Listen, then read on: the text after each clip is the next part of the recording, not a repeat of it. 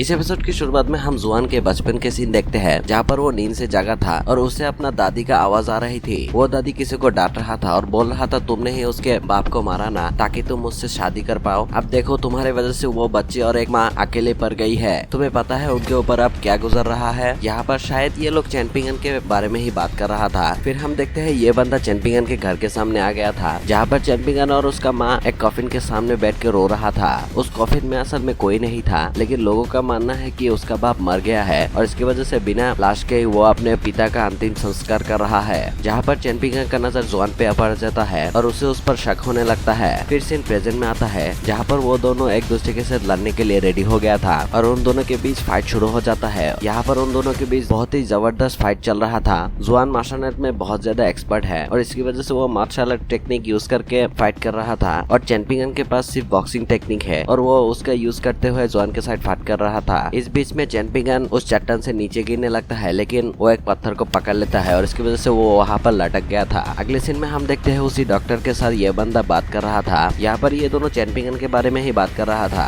और यहाँ पर इस बंदे को लग रहा था कि इस फाइट में चैंपियन ही जीतेगा। अब ये बूढ़ा आदमी कहता है, तुम्हें ऐसा क्यों लगता है कि चैंपियन जीतेगा? तुम ये सोचना मत कि तुम्हारा दिया गया गोल्डन फिश उसका कोई काम आएगा, क्योंकि वो फिश वो किसी और को बहुत पहले ही दे चुका है। तो ये मत सोचना कि तुम्हारे वजह से चैंपियन को कोई फायदा होगा।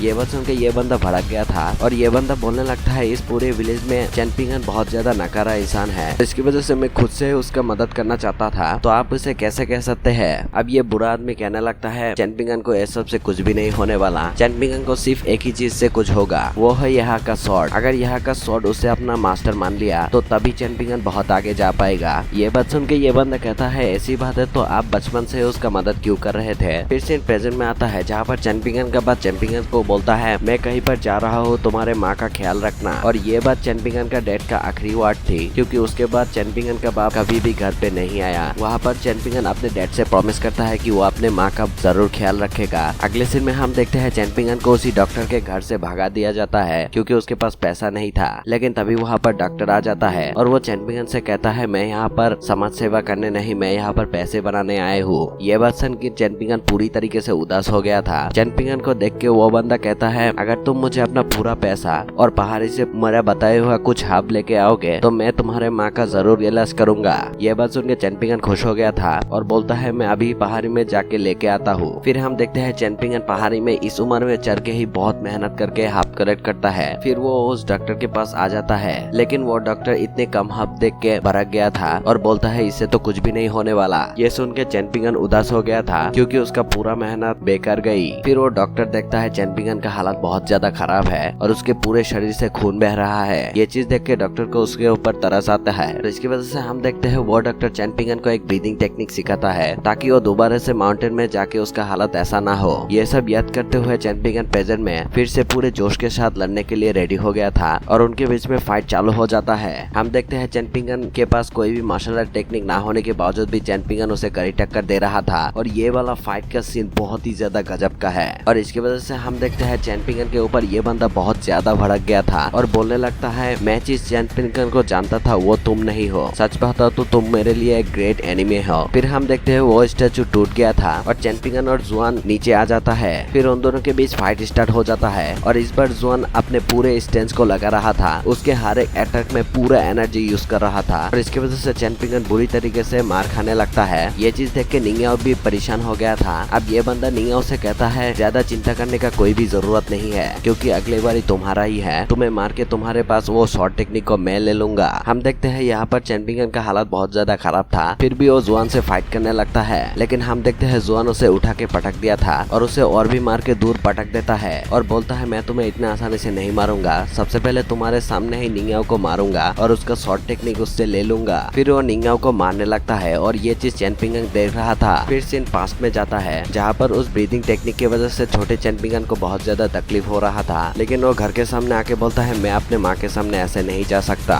और इसकी वजह से वो नॉर्मल होते हुए घर पे चला जाता है और उस डॉक्टर का दिया हुआ हब से मेडिसिन बनाने लगता है। फिर वो अपने माँ को देता है। अपने लिए इतना कुछ करता हुआ देखकर चैंपियन के माँ के आंखों में भी आंसू आ जाता है। फिर चैंपियन के माँ चैंपियन से कहता है, तुम बाहर चले जाओ, इतने में मैं मेडिसिन को खा लूंगा। फिर चैंपियन बाहर आ जाता है, लेकिन उसे बहुत ज्यादा दर्द हो रहा था। वो चिल्ला भी रहा था, लेकिन उसका आवाज अपने माँ पे नहीं जाने देता। यहाँ पर उसके माँ को पता था कि वो उसका जाने का वक्त हो गया है। चैनपिंगन को वो बाहर भेज देता है क्योंकि वो नहीं चाहता था कि उसके आंखों के सामने उसका माँ चली जाए। इस सदमा को वो झेल नहीं पाएगा। हम देखते हैं ये सोचते ही उसका माँ वहीं पर ही मर जाता है। वो दिन न्यू ईयर का दिन था और इसकी वजह से हर जगह पटाखा फूट रहा था। ये चीज देख के चैनपिंगन दरवाजा के सामने आके बोलता है, माँ देखो ना बाहर कितना खूबसूरत नजारा है। लेकिन उसका माँ कोई भी जवाब नहीं देता। अब ये बेचारा माँ के पास आके बोलता है, माँ तुम्हें क्या हुआ? माँ आंखें खोलो ना, देखो ना तुम मुझे ऐसे ही छोड़ के नहीं जा सकते। ये सब बोलते हुए वो रो भी रहा था लेकिन उस तक उसका माँ का आवाज नहीं आता। भाई इस बंदे के साथ बहुत बुरा हुआ भाई, बहुत बुरा हुआ। सच बताओ तो मैंने बहुत सारा डोंगा देखा है। रेनेगेड इमोर्टल का वांग ली और जेड डायनेस्टी का जियाओ फैन के साथ भी इतना बुरा नहीं हुआ जितना बुरा हमारे बंदा चैनपिंगन के साथ हुआ है। भाई ये वाला सीन बहुत ही ज्यादा इमोशनल था। फिर हम देखते हैं चैनपिंगन एक बर्फ में सो रहा था लेकिन उसी समय उसका माँ का स्पिरिट आता है और उसे हैप्पी न्यू ईयर विश करता है और बोलता है, मैं हमेशा तुम्हारे साथ हूँ। ये बोल के वो चला जाता है। चैनपिंगन उसे रोकने की कोशिश करता है। फिर सीन प्रेजेंट में आता है जहाँ पर चैनपिंगन ये सब सोचते हुए कहता है, मेरे लाइफ में कोई भी नहीं है, मेरे माँ बाप सारे चले गए, सिर्फ एक ही इंसान है जिसके साथ मैं बहुत ज्यादा खुश हूँ और मैं निंग्याओ को ऐसी हालत में नहीं फैल सकता। यहाँ पर ये बंदा निंग्याओ को मार के उस टेक्निक को लेने ही वाला होता है लेकिन हम देखते हैं चैनपिंगन उसका पैर पकड़ लेता है लेकिन वो बंदा जैसे तैसे करके छूट जाता है। अब ये बंदा कहने लगता है, मुझे लगा नहीं था कि तुम उठ पाओगे लेकिन तुम अब भी मुझे बीट करना चाहते हो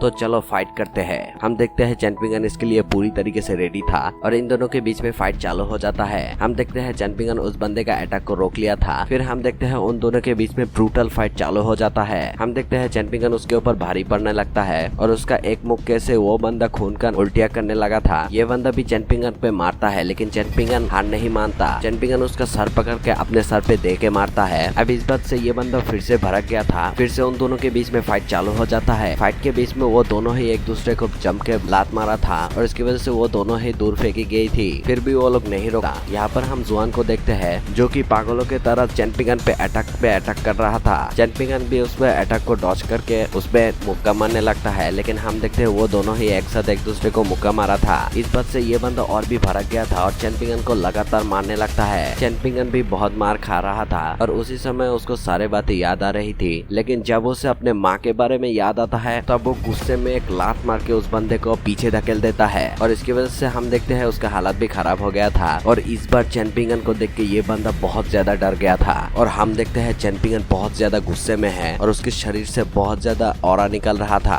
जुआन फिर से चैनपिंगन पे अटैक करने आता है लेकिन चैनपिंगन उस ब्रीदिंग टेक्निक को याद करते हुए उस बंदे को एक दे के मुक्का मारता है और इसकी वजह से जुआन के मुंह से खून आने लगता है। चैनपिंगन यहाँ तक भी नहीं रुकता, उसे वहाँ पर निंग्याओ के बताए गए टेक्निक याद आता है। हम देखते हैं इसे याद करते हुए चैनपिंगन उस बंदे को एक दे के मुक्का मारा था और हम देखते हैं इसका प्रेशर इतना ज्यादा होता है कि पूरा एनवायरनमेंट चेंज हो गया था और ये बंदा तो लिटरली चट्टान में आके गिरता है। अब चैनपिंगन उसे छोड़ के जा रहा था लेकिन ये बंदा हार नहीं मानता, फिर से चैनपिंगन पे अटैक करने आता है और इसका पता चैनपिंगन को भी चल जाता है और इसकी वजह से चैनपिंगन निंग्याओ का दिया गया डैगर का यूज करके जुआन पे मारता है जो कि उसका हाथ में होते हुए उसका सीने पे लग गया था। फिर जुआन दूर पटक गया था। हम देखते हैं चैनपिंगन वो डैगर लेके जुआन के ऊपर जंप करता है और उसे मारने ही वाला होता है। उसी समय ये वाला एपिसोड खत्म हो जाता है।